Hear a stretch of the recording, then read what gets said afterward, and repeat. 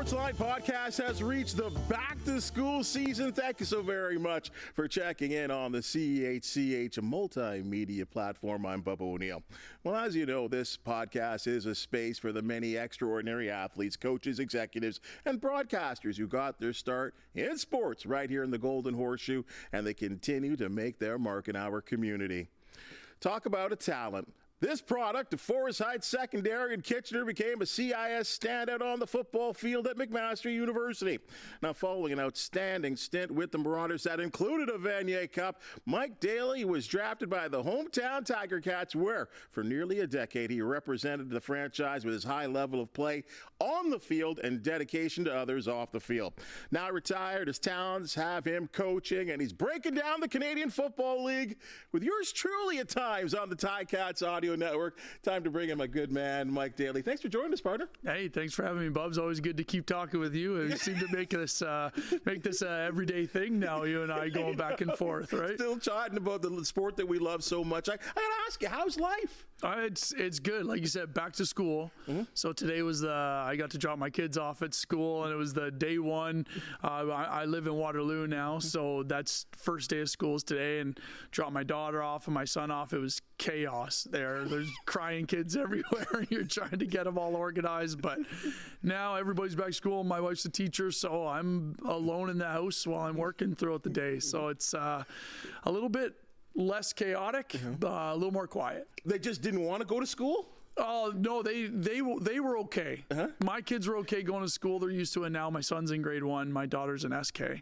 But there was other kids that it was their first day ever. Okay. And obviously in the kindergarten lineup, it is just tears galore, screaming, kicking, rolling around on the ground, and it's chaos. The best part, I guess, for a former football player like yourself, it's now into routine season, though, I guess, really. It is, yeah. And I'm, like you said, I'm so used to being routine that if I ever get out of routine, I don't know if it's just habit, it's comfortable. So yeah, being able to wake up, make the lunches, get them to school, I know how my day works, which is nice, and I'm used to that kind of stuff. You know, I want to go right back to your days at McMaster. Those were important days for you. I would say those were the foundation years. Obviously, you had your high schooling. You figured out you wanted to play football. But you come into a Marauders program, which is pretty good, and got better. Yeah, and it was a lot with the coaches that were there. At the time, it was Greg Knox was my defensive coordinator.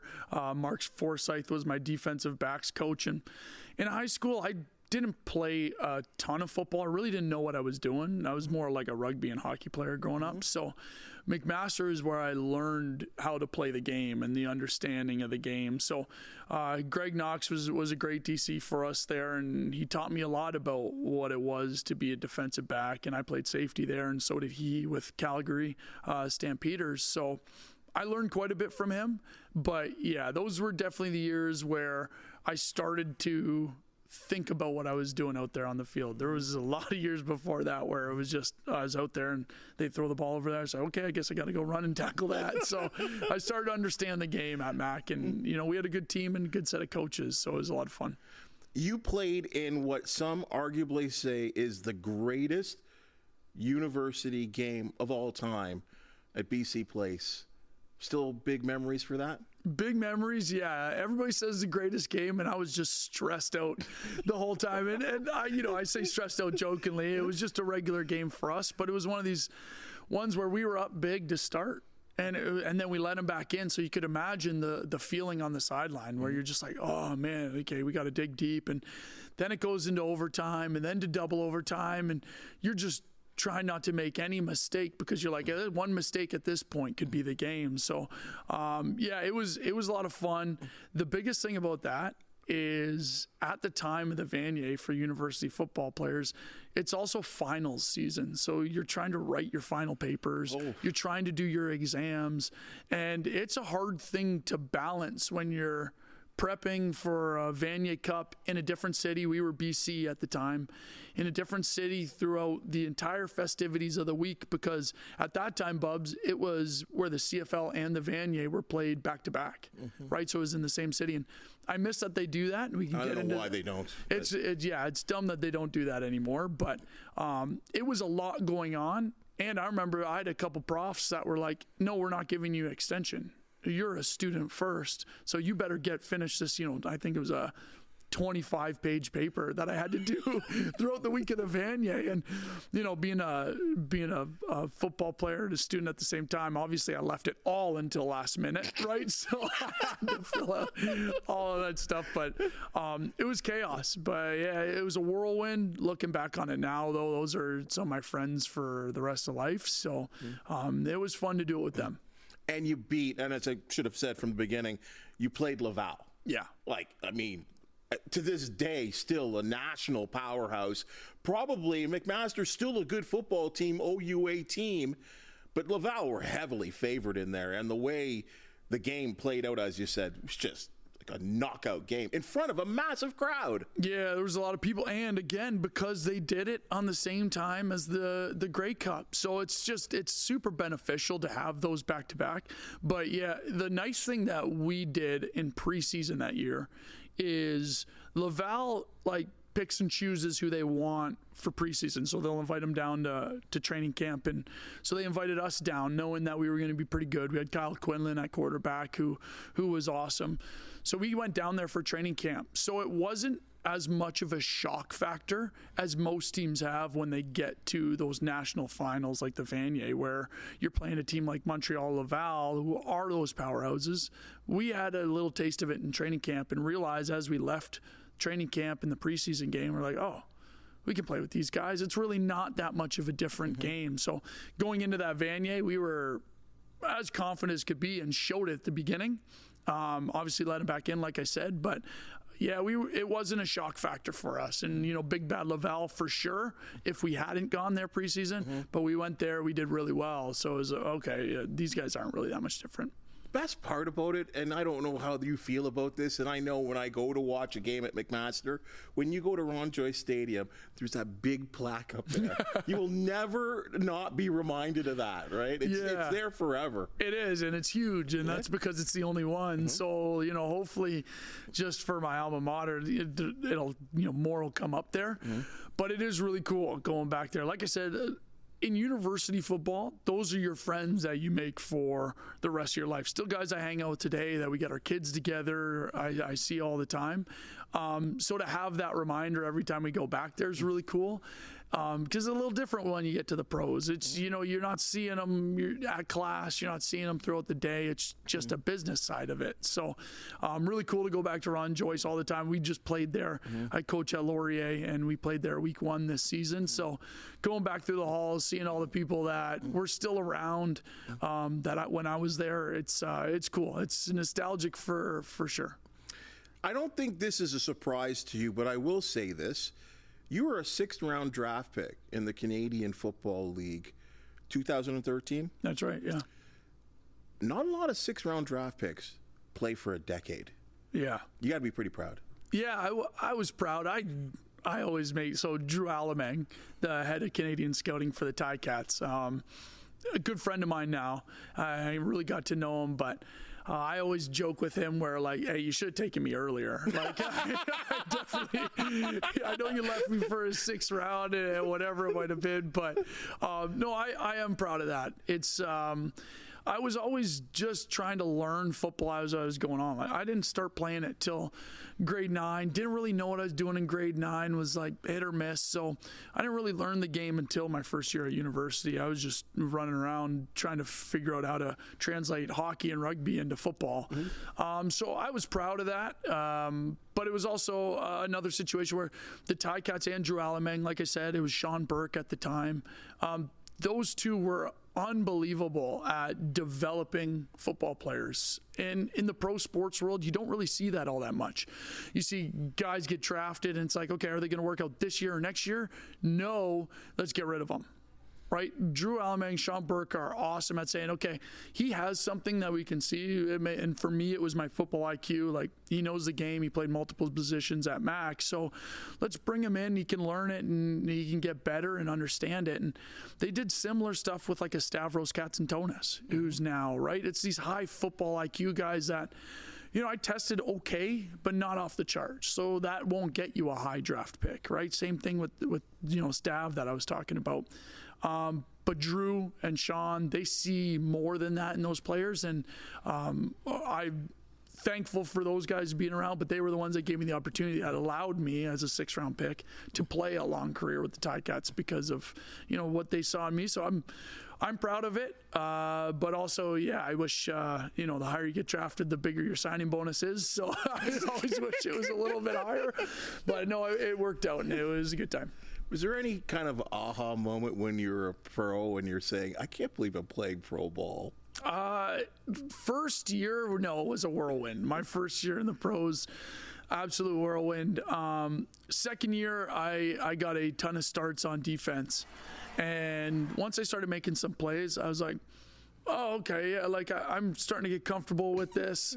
And then that's when I was probably like, hey, I'm actually doing this for real at the pro level, right? And you don't really think about it when you're in a first year. You're like, okay, just don't mess up today, and then it's like, okay, don't mess up this week, and then okay, make sure I'm just doing my thing for the game. And then once you start making some plays, you're like, oh, okay, this is pretty cool. I can play here. I can do this. I feel comfortable now. So yeah, it was probably my second year once I felt a little more comfortable to be like, hey, this is a pretty cool situation. You're on at least one of the teams that, for Tiger Cat fans, nearly tasted that Grey Cup. Oh, yeah. I hate to bring it, but I mean, what's it like? I mean, we talk about it, and we've talked about it on the audio network before. Mike Morreale said it several times. 99, he wishes he wasn't the last, right. Representative of a team that has won a Grey Cup in Hamilton. You had a couple of tastes. Yeah. Close. 3 of them. One we got blown out. Yeah. Oh, there was 2. Yeah, 3 of them. One we got blown out in Calgary by Winnipeg. That would have been 2019. That's when we had the most wins as a Ticats franchise. 15-3 team. Yeah. That was a team everyone thought you'd win for sure. Yeah, and we just hit a hot Winnipeg team, and it wasn't even close. But the other 2 I was in, I believe was 2021, the one at home. Against Winnipeg, where Mazzoli and the infamous play with Mazzoli throwing the out tackle in, and I think it was Nichols getting their hand in there. But the one that stings the most is the 2014 one, and that's the one in BC Place against Calgary, and Speedy takes that punt return back to the house, and we get the holding penalty. I remember I was on the field at that time, so I'm blocking my guy, and Speedy comes around the corner, and you couldn't be more happy because you're like, oh my God, we just won the Grey Cup on this play. I was on the field, I was getting all excited, right? And it was, that was my first year, and I was like, hey, this is easy, right? We went to the Grey Cup, just won it, and then you see the flag, and looking back on everything now, hard to make it to a Grey Cup, number one, so I didn't really realize that. And then that's probably my biggest regret is I wish I'd give up a few of those years that I played to get a Grey Cup, just because the joy that you see other teammates that have won a Grey Cup have. So I'm with Mike Morreale. I'm with Hitch. Hitch says it all the time too. He's like, listen, we don't want to keep being brought back out to say, hey, these are the last guys that won a Grey Cup. I was hoping to be there, but my time's gone now. So hopefully it happens sooner than later, because the Tiger Town deserves one, and the stuff that we've been through and the change of the stadium and how well of a job Bob Young has done and Scott Mitchell. Tiger Town deserves one, and it was there was a couple close ones, but yeah, every time you bring it up, I feel a little sting, you know what I mean, in the heart. You don't have to answer the question, but should the flag have been thrown? Yeah, I'll answer it. It should have. It was a block in the back. Oh! The problem is, though, and so I coach special teams now. The problem is the block didn't need to be made. And it's one of those things where you train, and it's the beauty of football, right? You train at that point, what would it have been? 22 games, 21 games, and weeks of training. Hey, don't take penalties on special teams. Let's stay away from there. And football is just a game of mistakes, and it's just when the mistake happens and who's able to capitalize on those mistakes and who makes less mistakes. And at that point, those type of plays happen all season long that you try to correct, and there was other mistakes that happened in the game, but that's the one that gets posted. And yeah, block didn't need to be made, but it definitely was. So it's not like it was a phantom call, because I'd be more upset about that and probably would have thrown this mic when you brought it up, but it definitely was. So yeah, it's frustrating. Oh, his name will remain nameless, but I'm not saying not saying it, but unfortunately it's got to hurt him as well too. Hey, one of the reasons why I think your legacy will always last here in Hamilton as a player is that you took time to not only dedicate, your body and your mind and your time to football, but you dedicated it to the community as well too. Why was that important to you? Yeah, it was just something that I had started doing when I was at Mac. There's a program called Mac Athletes Care. So when I was a student athlete there, I got into it a little bit, and we would go over to the hospital. We'd go down to some schools, and I started realizing, hey, I enjoy this. I get, a little bit of fulfillment out there trying to, put a smile on somebody else's face throughout the day. And I enjoyed helping out where I could, and I'd do it around the university. I'd do it with that Mac Athletes Care. So when I got to the Ticats, they do such a good job at integrating that team with the community, and had a ton of different programs that you could get involved with. And luckily, I was a local guy at the time living in Hamilton, and I could be at every event that I wanted to be at. So at the time, it was Spencer Boehm was the head of community department. And I just told him, I was like, hey, I enjoy doing this. Bring me out to every single thing you have. And so I was going to, you name it, like food share programs, cooking in kitchens, going to school programs to talk to some of the kids, playing touch football on the field, whatever it was, I wanted to be out there and do it. And as I started doing that, I started meeting more and more people in the community of Hamilton, because I was so focused on being a student at Mac at the time. And then now I'm meeting people that are outside of that community, and developed relationships and just started doing more and more things. And with a pro athlete lifestyle, you can work in the off season, and I did, but you have a lot of spare time. And at the time I didn't have kids. It was just me and my girlfriend, who's now my wife at the time. And she was coaching and she was busy. So I might as well fill my time doing this kind of stuff. And I just enjoyed it more and more and more. And now that I have kids, I want them to get involved with it and see it and be involved. Because you don't get, I've said this a couple times, but you don't get to where you are by yourself. So for me to play pro football, it wasn't just me getting there. There was a lot of people that were helping me. And if I can insert myself into different people's lives to try to help, or, at least put a smile on someone's face, I'll do it.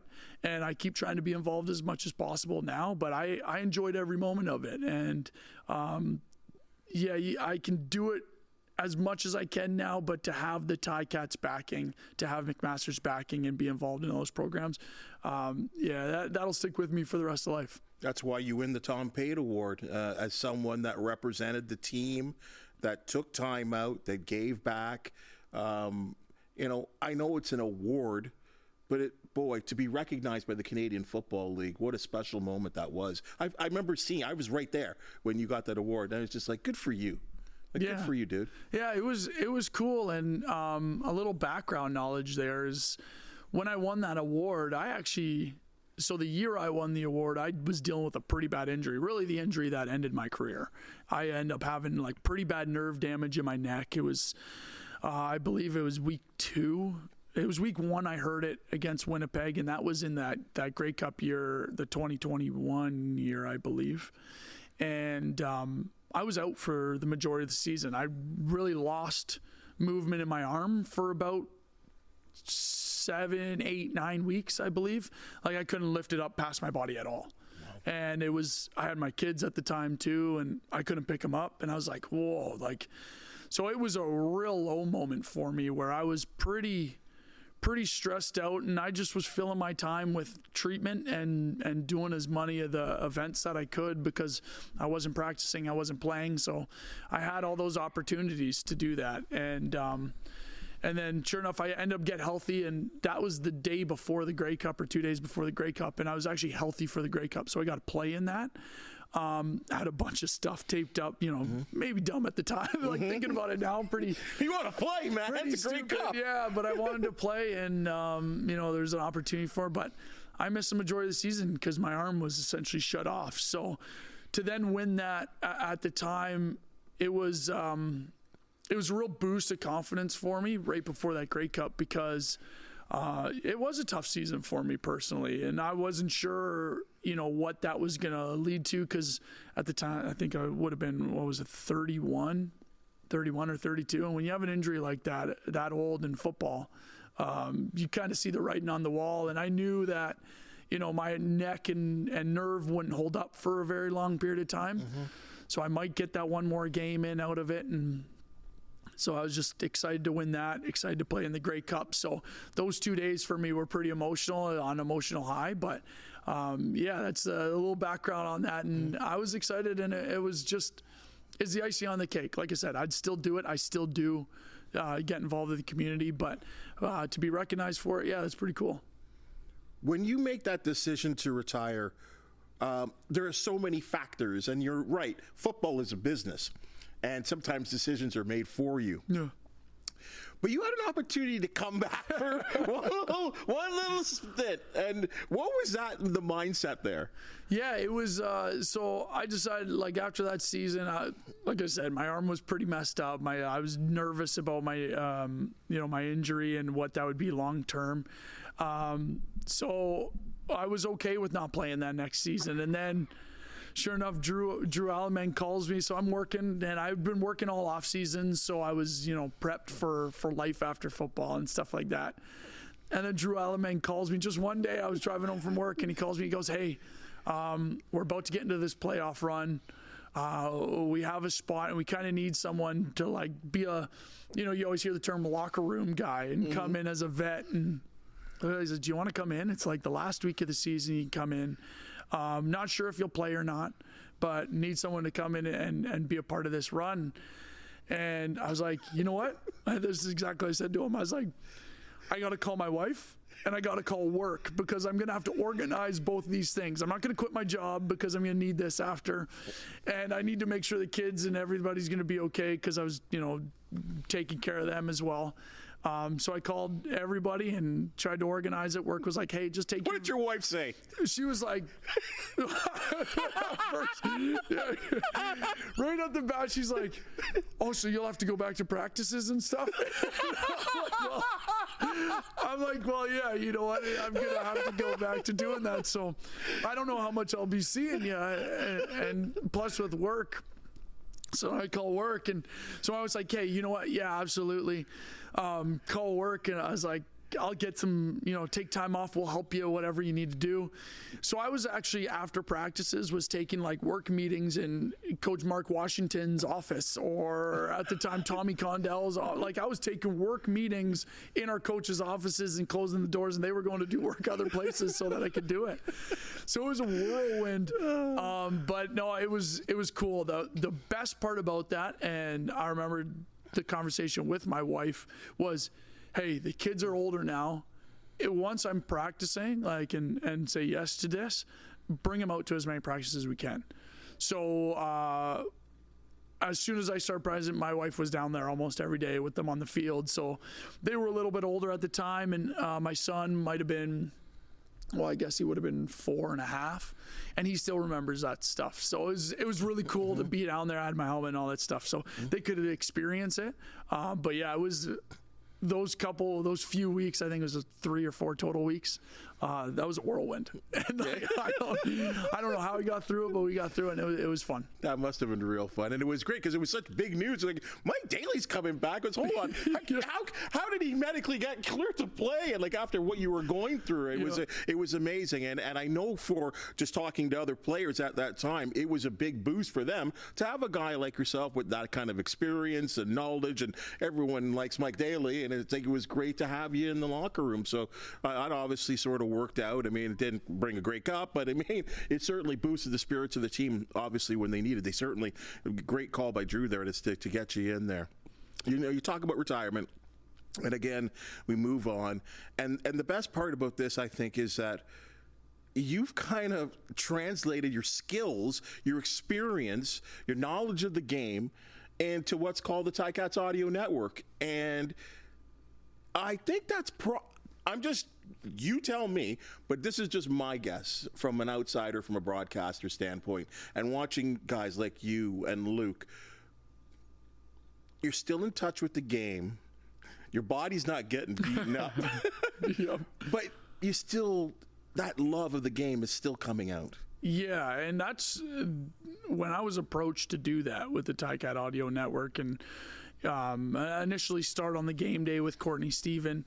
It was actually Courtney was the one that vouched for me to come in, and our producer Dave Cadeau was, hey Court, do you know anybody that would be good at this? And already Luke Tasker was in there, Andy Fantuz, Courtney had been in there, and he was like, yeah, I think Mike would be good, and he asked me, and when I first started doing it, I was like, yeah, you know what, this would be something fun to do. And then now as we're doing it more and more, you're bang on with it. It keeps me involved in football, and I'm coaching, and that's a different involvement, but it keeps me involved in football, but it also keeps me involved in the Ticats, and it keeps me involved in that community, because we're at the games and home games, we're on that fourth floor, and we get to talk to everybody. Yeah.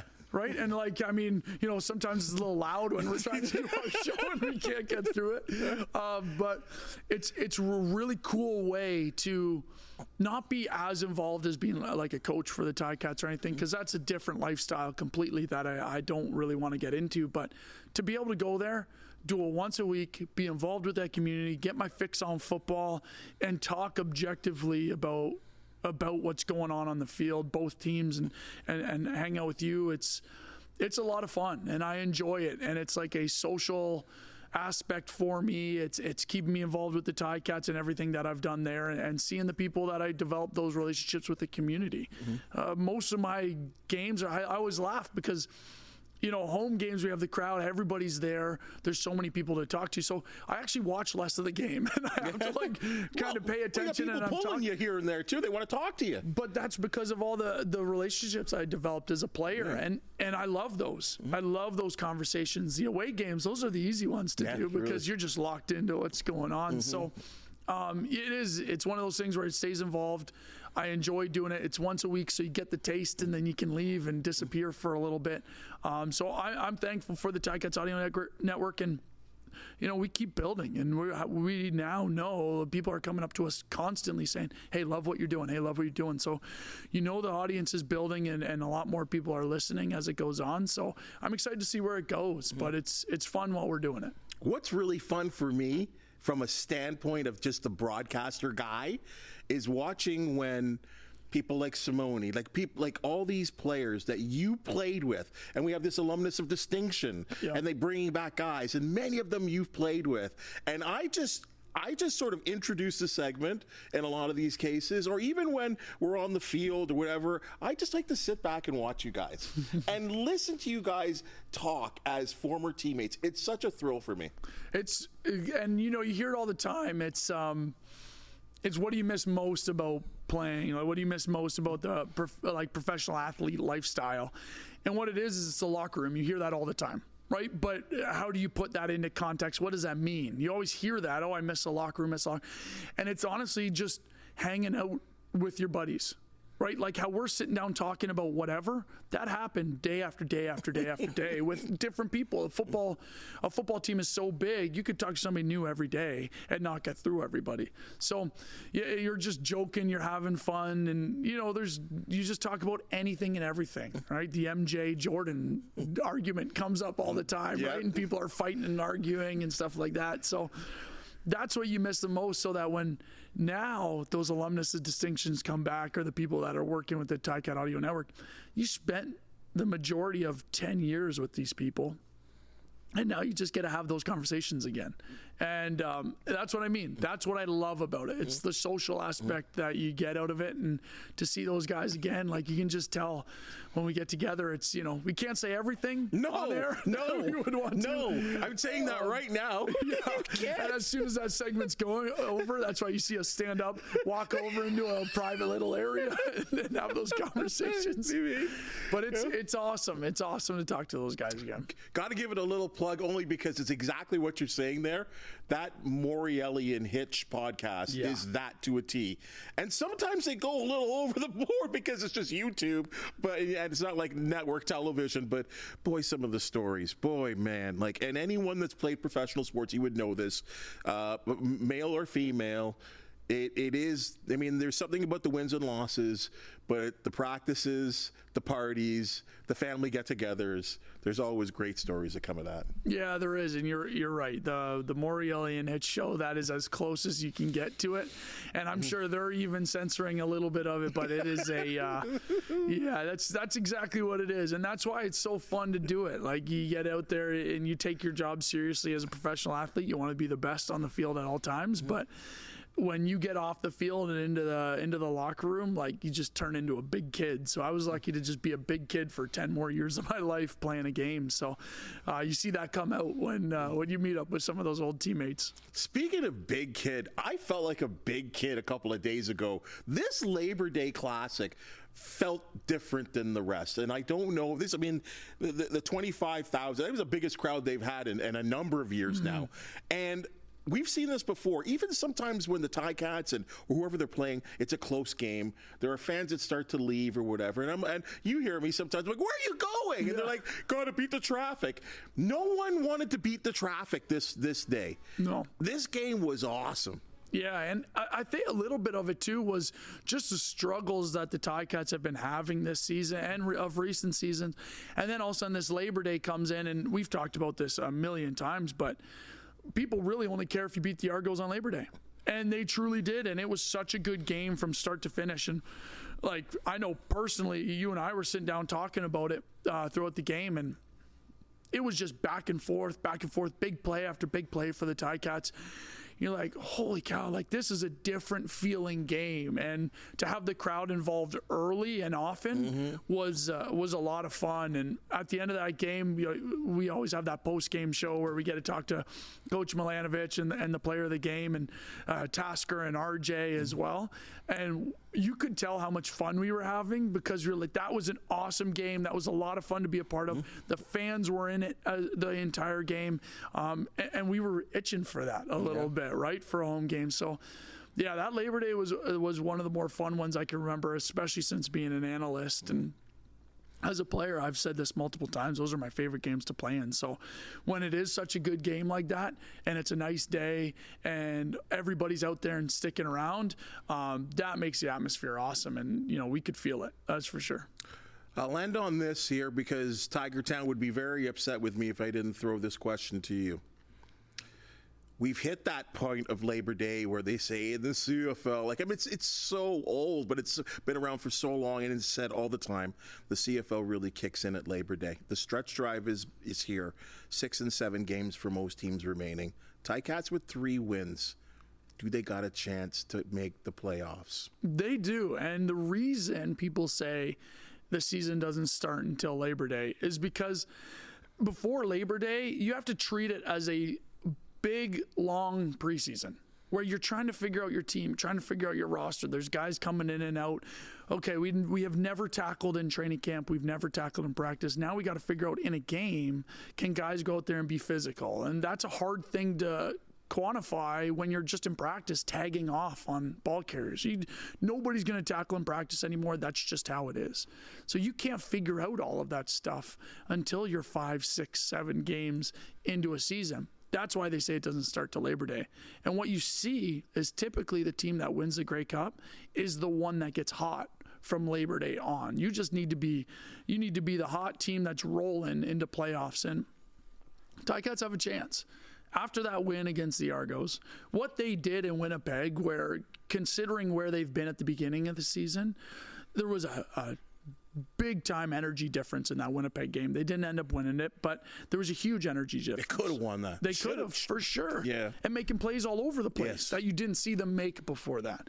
So I feel this team is getting hot to win that tight game against a good Argos team with Chad Kelly back and, them having their team that they won the Grey Cup with back there. They're getting hot at the right time, getting into a bye week now. Now they're excited, right? They're going to come back with a newfound energy. If they can just put another 2 wins together, watch out, because that team is going to be rolling and cooking into playoffs. And it doesn't matter what that record was at the beginning. You get into playoffs, and if you're on a roll, anybody can win the Grey Cup. So, yeah, I think they have a chance. They have some big ones coming up. The one against Ottawa after the bye week's going to be huge. But with that win they had that we talked about, there's a huge chance for the Ticats to push. And with the messy West, there's the West sort of crossover. Like, that could be in play. That could be. Everyone's sort of looking at the East standings and saying, whoa, the Argos are going to have to go on and lose. Like, they're looking at that. But it's like, well, this may happen, crossover going the other direction. I think in the years where we had a crossover, it's always the West team going to the East. But there could be, if the Tiger Cats continue this little roll or find some momentum and get some wins. And boy, the West, they're all beating each other. The top teams, 500. Bombers are kind of in trouble with some injuries. Edmonton just had a good game against Calgary. Calgary, you're Calgary. Not sure what's going on. Don't know what's going on in Saskatchewan as well too. It could happen. It could, and that's why the Ticats getting hot at this point, which you hope, right? It is one win, but it was a big one, and it did look vastly different than our other ones. But them getting a win at this point and just putting their head down and trying to stack these wins and this momentum, you're not really sure how it's going to shake out, but there now are 2 opportunities as opposed to, hey, just catch the Argos, just catch the Argos.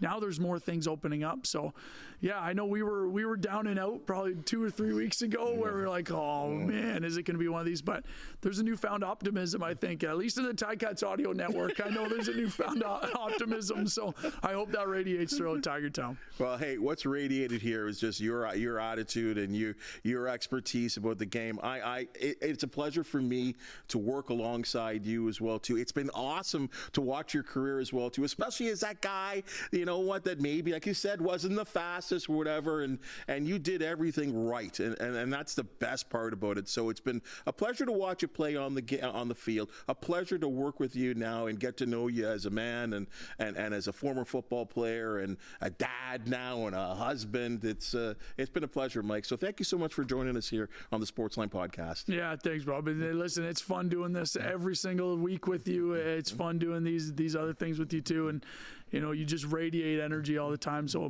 you make it very, very easy for somebody like me to get into it because of your professionalism and how good you are at what you do, and I hope it just keeps going up and up for us both with the audio network and whatever else we do. It's playoffs. Here we go. Playoffs. Thanks for joining us, Mike. Hey, that's the Sportsline Podcast for the day, and as you've just seen and heard, we love talking sports. We love talking Ticats. Go home team. If you do know of an athlete, team, or event to promote, the Sportsline Podcast do want to hear from you. Please hit that thumbs up, like, and subscribe button. Share as well, too. And if you have something to say, please comment, because we appreciate what you have to say. For the wonderful people that make the Sportsline Podcast possible, thank you so very much. And we'll see you tomorrow.